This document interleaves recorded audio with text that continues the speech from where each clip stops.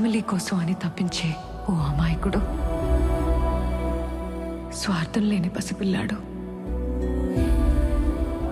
బాధ్యతలెన్నో మోస్తూ వాటి బరువెంతో తెలియని హనుమంతుడు.